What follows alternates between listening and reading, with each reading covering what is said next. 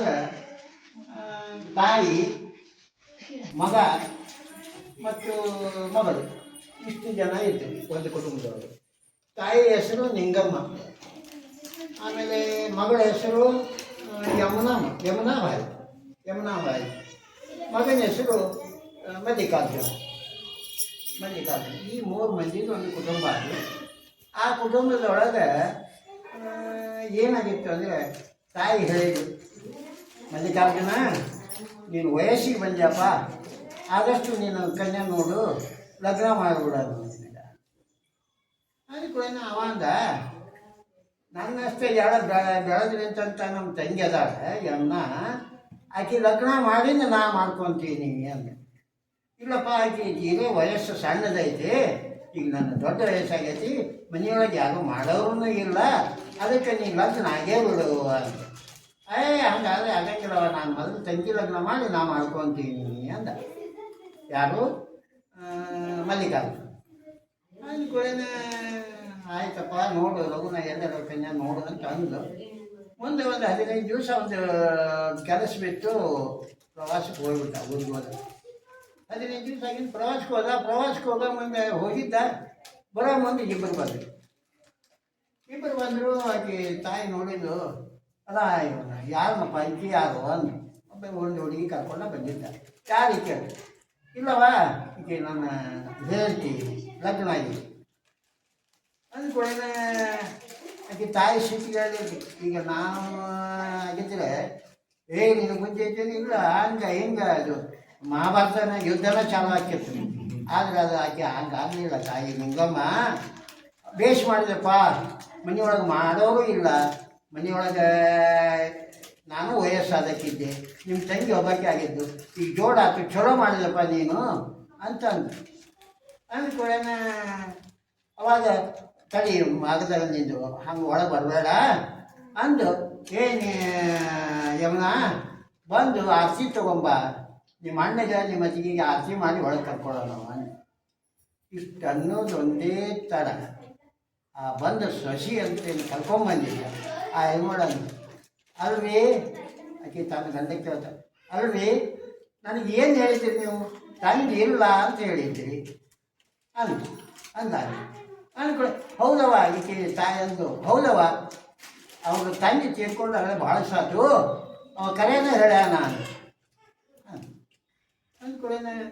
ಆಯಿತು, ಮತ್ತು ತಾಯಿ ಇಲ್ಲ ಅಂದಿದ್ದೀರಲ್ಲ ಅಂದ. ತಾಯಿನೂ ಇಲ್ಲ ಅಂತ ಅಂದಿದ್ದಲ್ಲ, ಮತ್ತು ಏನು ಅಂದ್ಕೊಳ್ಳಿ. ಈ ನಿಂಗಮ್ಮನ ಬಾಯಿ ಗಪ್ಪಾತು, ಅವನದು ಬಾಯಿ ಗಪ್ಪಾತು, ಸುಮ್ಮನೆ ನಿಂತರು ಬಾಯಿ ಮುಚ್ಕೊಂಡು. ನಿಂತಾಗ ಅವಾಗ ಆಕೆ ಹೇಳಿದ್ಲು, ಲಗ್ನಾಗಿ ಬಂದಕ್ಕೆ ಇನ್ನೂ ಹೊಸಲಿ ಹೊರಗಿದ್ದಾಗ, ನೋಡು ನಿನಗೆ ತಾಯಿ ಬೇಕು ಅಂದರೆ ನಂದು, ಮತ್ತು ನಾ ಬೇಕಂದ್ರೆ ತಾಯಿ. ಯಾರೋ ಬಂದ, ಇಲ್ಲ ತಾಯಿ ಇರಬೇಕು ಒಂದು, ಇಲ್ಲ ನಾ ಇರಬೇಕು ಒಂದು ಅಂದು. ಅವಾಗ ಒಂದು ನಡ್ಬಂತ ವಿಚಾರ ಹೇಳ್ತೀನಿ ರೀ. ಬೋರ್ನಿಗೆ ನೀರು ತರಕ್ಕೆ ಹೋಗಿದ್ದು ಒಬ್ಬ, ನೀರು ತರಕ್ಕೆ ಹೋದಾಗ ಅಲ್ಲಿ ಏನಾದ್ರಿ ಪಾಯ ಹಚ್ಕೊಂಡು ಒಂದು ಬೋರ್ ಹೊಡಕತ್ತಿದ್ಲು.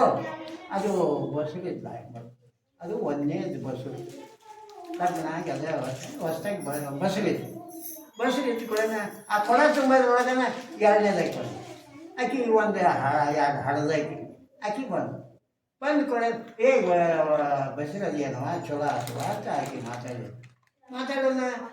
ಆಕೆ ಅಂದು, ಇಲ್ಲವ ಚಲೋ ಆಗೈತಿ, ಹಿಂಗಾಗೈತಿ ಅಂತ ಹೇಳಿದ್ವಿ.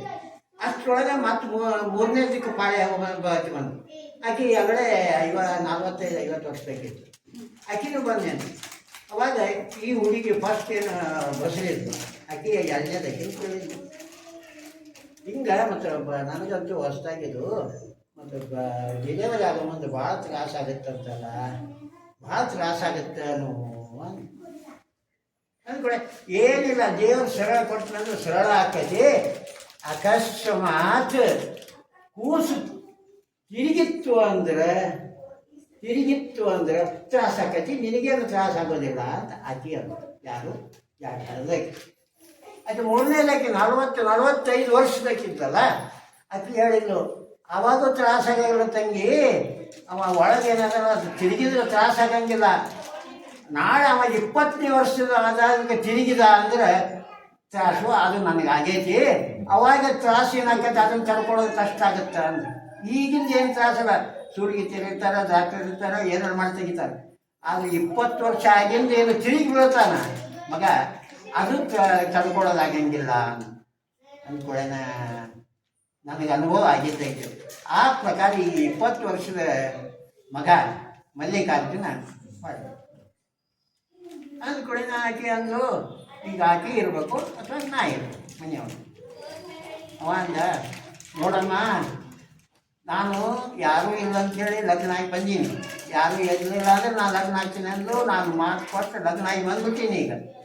ಆದರೆ ಮತ್ತೀಗ ನೀವು ಹೋಗಂತಾಳ, ನೀವು ಹೋಗಿಬಿಡ್ರಿ, ಮಗಳ ಕರ್ಕೊಂಡು ಹೋಗಿಬಿಡಿ ನೀವು.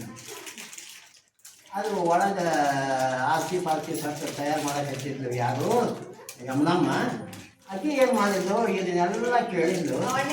ಕೇಳಿ ಅಲ್ಲೇ ತ್ರಾಸು ಮಾಡಿಕೊಂಡ್ರೆ. ಅವಾಗ ಈ ತಾಯಿ ಏನು ಮಾಡಿದ್ಲು, ಮಲ್ಲ ನಾನು ಕಾಲಿಗೆ ಬೀಳ್ತೀನಪ್ಪ, ನಮ್ಮನ್ನು ಹೊರಗೆ ಹಾಕ್ಬೇಡ. ನಾವು ಒಬ್ಬಕ್ಕೆ ಆಗಿದ್ರೆ ಹೋಗ್ತಿದ್ದೆ, ಈಗ ವಯಸ್ಸಿನ ಹುಡುಗಿ ಐತಿ, ಅದನ್ನು ಕರ್ಕೊಂಡು ನಾನು ಎಲ್ಲಿ ಹೋಗಲಿ, ಬೇಡ. ಇದು ರಿಷಿ ಆಗಿ 1 ಗಂಟೆಗೆ ಅವ್ರು ಬಂದಿದ್ದರು. ರಾತ್ರಿ 8 ಆಯ್ತು. ಕಡಿಗೆ ಹೋಗಿ ಕಾಲಿಗೆ ಬಿದ್ದು ಯಾರಿಗೆ ಮಲ್ಲಿಕಾರ್ಜುನ ಮಾತು ಹೋಗಿ ಗಟ್ಟಿ ಕಾಲು ಹಿಡ್ಕೊಂಡಾಗ ಅವ ಏನು ಮಾಡ್ಬಿಟ್ಟ, ಟಕ್ನ ಒತ್ತು ತಾಯಿ ಟಕ್ನ ಒತ್ತಿಕೊಳ್ಳೋಣ. ಈಗ ಒಳಗಿನ ಮಗಳು ನೋಡ್ತಿದ್ಲಲ್ಲ, ಫಸ್ಟ್ ಹಂಗೆ ಎಲ್ಲ ತನ್ನ ಅರಿವುಗಳನ್ನು ಕಟ್ಕೊಂಡು ಅಮ್ಮ ಬಾ ಹೋಗೋಣ ಅಂತ ಹೋಗಿ ರಾತ್ರಿ ಟೈಮು ಬಸ್ ಸ್ಟ್ಯಾಂಡ್ನಾಗ ಕುಂತರು. ಅವಾಗ ತನ್ನ ಸೀರೆ ಸೆರಗನ್ನು ಆ ಮಗಳಿಗೆ ಹೊದಿಸಿ ಯಾರ ಕೆಟ್ಟ ದೃಷ್ಟಿ ಬೀಳಬಾರ್ದು ಅನ್ನುವಂಥ ಉದ್ದೇಶದಿಂದ ಆ ಮಗಳನ್ನ ಮುಚ್ಚಿಕೊಂಡು ಕುಂತು ತನಕ ಕುಂತ ಮೇಲೆ ಬೆಳಗಾತು. ಬೆಳಗಾಗಿಂದ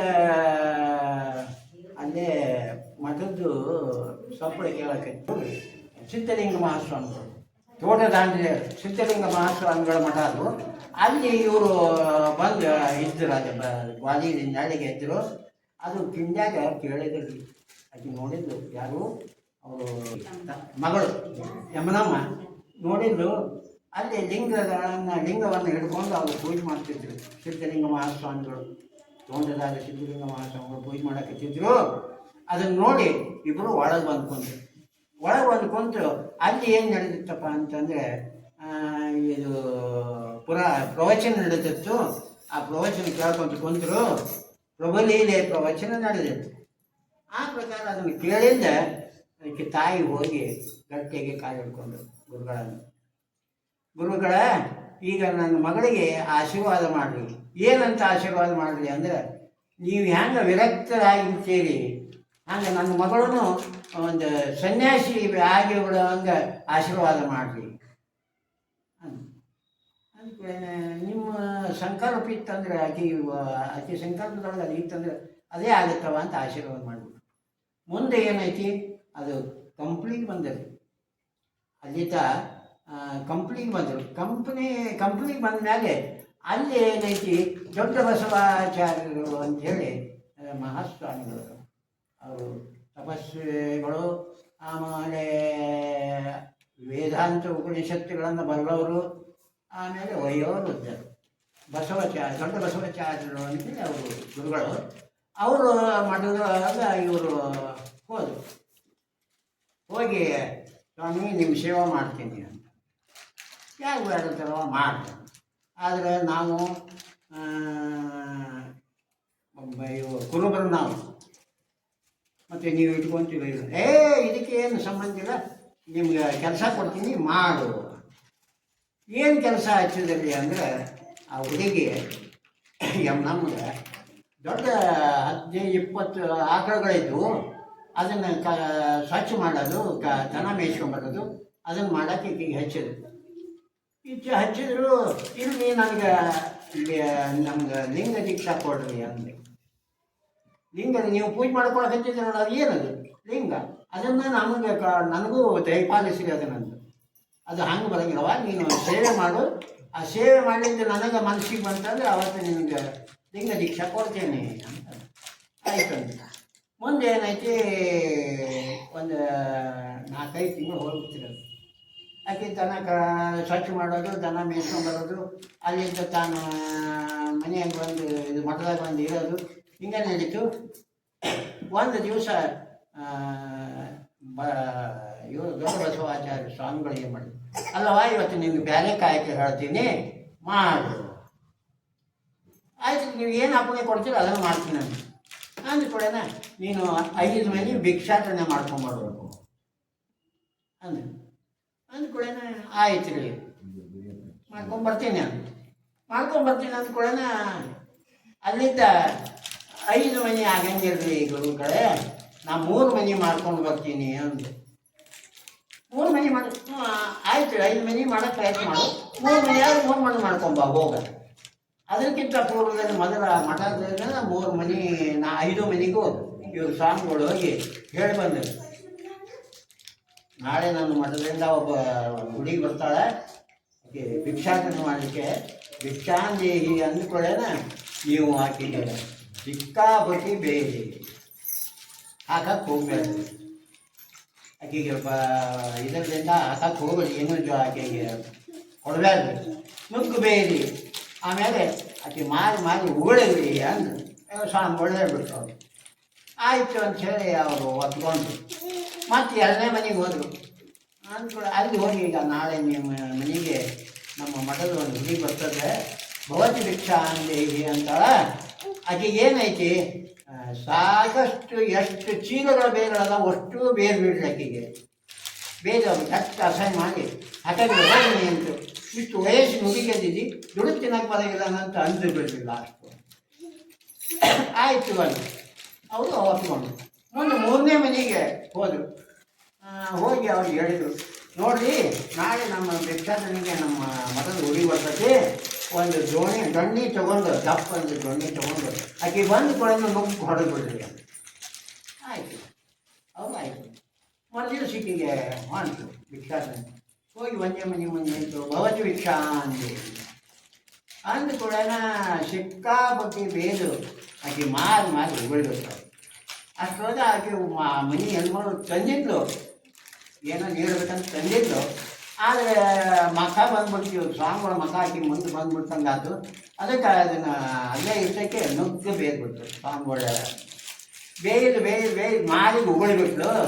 ಉಗುಳಿದಾಗ ತಾಯಿ ಚಲೋ ಮಾಡಿದಂತಿ, ಯಾರು ಯಮ್ಮನಮ್ಮ ತಾಯಿ ಚಲೋ ಮಾಡಿದ್ದೀನಿ ನೀನು, ನನಗೆ ಕನ್ನಡಿ ಇದ್ದಿಲ್ಲ, ನಾ ಕನ್ನಡಿಗ ಮನೆಯೂ ನೋಡ್ಕೊಂಡಿಲ್ಲ, ಎಲ್ಲಿ ಹೊಲಸಾಗೈತೆ ನೀವು ಉಗುಳಿದ ಏನೋ ಚಲೋ ಆದರು ಅಂದು ಅದನ್ನೆಲ್ಲ ಮಾಡಿ ಚಿಕ್ಕೊಂಡು ಒಲಿಸ್ಕೊಂಡು ಈಗ ಮಾಡಿ ಚಂದ ಆತವ ನಂದು ಅಂತ ಹೇಳಿ ಅವರು ಬೇಯಕ್ಕೆ ಹಾಕಿದ್ರು.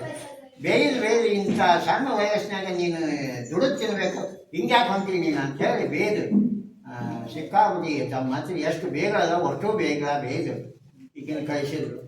3ನೇ ಮನೆಗೆ ಹೋದ್ರೆ ಅಲ್ಲೂ ಅದು ಭವತಿ ಭಿಕ್ಷಾಂದಿ ಅಂದು ಕೂಡ ಆಕೆ ಮೊದಲು ಬಡಿಗೆ ತೊಗೊಂಡ ಬಂದ್ಬಿಡ್ತಾರೆ. ಬಡಿಗೆ ತೊಗೊಂಡು ತೆಲಿ ಹೊರಬಿಡ್ತು. ರಾಮ ರಗತಾತು ಮಾರಿ ಮೇಲೆ ಮೈ ಮೇಲೆಲ್ಲ ರಾಮ ರಗತಾದ ಕೂಡ ಏನಿದು ನನ್ನ ಇದು ಅಂತೇಳಿ ಅನ್ಕೋತ ಮಠಕ್ಕೆ ಹೊಳೆ ಬರಕ್ಕೆ ಹಚ್ಚಿದ್ಲು. ಆದ್ರೆ ಇಲ್ಲಿ ಒಂದು ಬೇರೆ ಕೆಲಸ ಇತ್ತು. ಮಠಕ್ಕೆ ಬರೋ ಪುಸ್ತಕಕ್ಕೆ ಅಂದ್ರೆ ಅವ್ರ ತಾಯಿ ಲಿಂಗೈಕಾಯಿ ಕೇಳ್ಕೊಂಡು ಅದು ಚೆಲ್ಲಿಗೆ ಬಂದು ಒಳಗದ್ದು ಈಗ ಬಂದು ನೋಡ್ತಾಳ ತಾಯಿ ಲಿಂಗ ಒಳಗಡೆ ಏನಾಗ್ಬಿಟ್ಟಿದ್ಲು. ಅದನ್ನು ನೋಡಿ ದುಃಖ ಆಗಿತ್ತು. ತಲೆ ನೋಗಿ ಹೇಳ್ಬೇಕು ಅಕ್ಕಿ ಹೇಳ್ಬೇಕು ತಿಳಿಲಿಲ್ಲ, ನಿಂತು ಅವಾಗ ಗುರುಗಳ ಹೇಳಿದರು, ದೊಡ್ಡ ಬಸವಾಚಾರ್ಯ ಅಂದ್ರೆ ಆ ಗುರುಗಳು ಹೇಳ್ತಾರೆ, ನೋಡವ ನಿನಗೆ ತಾಯಿ ಬೇಕು ಅಥವಾ ಲಿಂಗ ದೀಕ್ಷಾ ಬೇಕು, ಎರಡರಾಗ ಒಂದು ಆನ್ಸು. ನೀನು ತಾಯಿ ಬೇಕಂದ್ರೆ ನೀನು ವಿಚಾರ ಮಾಡು, ಮತ್ತು ನನಗೆ ಲಿಂಗ ದೀಕ್ಷಾನ ಬೇಕಂದ್ರೆ ನಾ ವಿಚಾರ ಮಾಡ್ತೀನಿ. ನನಗೆ ಲಿಂಗ ದೀಕ್ಷಾನ ಬೇಕ್ರಿ ಅಂತಂದ್ರೆ ನಾನು ನೀನು ಕೂಡಿ ಇದನ್ನು ಶಿವ ಸಂಸ್ಕಾರ ಮಾಡ್ಕೊಂಬರಮ್ಮ. ಮತ್ತಾಗಿದ್ದು ಇದು ಶಿವ ಸಂಸ್ಕಾರ ಮಾಡಿ ಸ್ವಾಮಿಗಳ ಕೂಡಿ ಸಂಸ್ಕಾರ ಮಾಡಿ ಬಂದರು. ಬಂದ ಮೇಲೆ ಮತ್ತೆ ಆಕೆಗೆ ಶುಚಿರ್ಭೂತಳಾಗಿ ಸ್ನಾನ ವಗೈರೆ ಶುಚಿರ್ಭೂತಳಾಗಿ ಸ್ವಾಮಿಗಳು ಎಲ್ಲ ಶುಚಿರ್ಭೂತಳಾಗಿ ಅವಾಗ ಭಾರವಾಯಿಲ್ಲ ಅಂತ ಕರೆದು ಮುಂದೆ ಕಲಿಸ್ಕೊಂಡು ಅವ್ರಿಗೆ ಲಿಂಗವನ್ನು ಕಟ್ಟಿದ್ವಿ. ಲಿಂಗದ ದೀಕ್ಷೆ ಮಾಡಿದ್ರು ಸ್ವಾಮಿಗಳು. ಲಿಂಗ ದೀಕ್ಷಾ ಮಾಡೋಣ ಭಾರಿ ಆನಂದ ಆಗಿಬಿಡ್ತಿದ್ವಿ.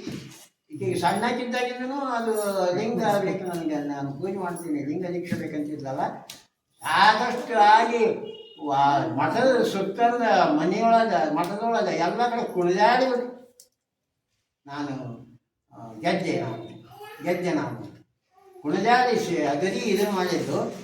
ಅವಾಗ ಅವನು ಇದು ಸಿದ್ಧ ದೊಡ್ಡ ಸಿದ್ಧ ಮಾಡಿದನ್ನು ನೆನೆಸಿ ಒಂದು 4-5 ಪದ ಹಾಡಿವೆ ಕುಣಿದಾಡಿಬಿಟ್ರು. ಅವಾಗ ಆ ಗುರುಗಳನ್ನು ನೋಡವ, ನೀನು ಇಲ್ಲಿವರೆಗೂ ಯಮನವ್ವ ಇದ್ದಿ, ನೀ ಯಮನವ್ವ ಇದ್ದಿ, ಆದರೆ ಇವತ್ತು ಲಿಂಗ ದೀಕ್ಷಾ ತಗೊಂಡೆಲ್ಲ, ಇವತ್ತಿನಿಂದ ಸಜ್ಜಲಗುಡ್ಡದೊಳಗೆ ನೀ ಶರಣಮಾಗಿ ಹೋಗು ಅಂತ. ಈ ಯಮನಮ್ಮ ಹೋಗಿ ಸಜ್ಜಲಗುಡ್ಡ ಶರಣಮ್ಮನಾಗು ಅಂತ. ಆದರೆ ಶರಣಮ್ಮ ಆಗಬೇಕಾದ್ರು ಅಂದರೆ ಎಷ್ಟು ಕಷ್ಟಪಡ್ತದೋ, ನಮಗೆ ಮಾನಪ್ಪಯ್ಯ ಒಲಿಬೇಕಾದ್ರೂ ಅಷ್ಟು ಕಷ್ಟಪಡಬೇಕು.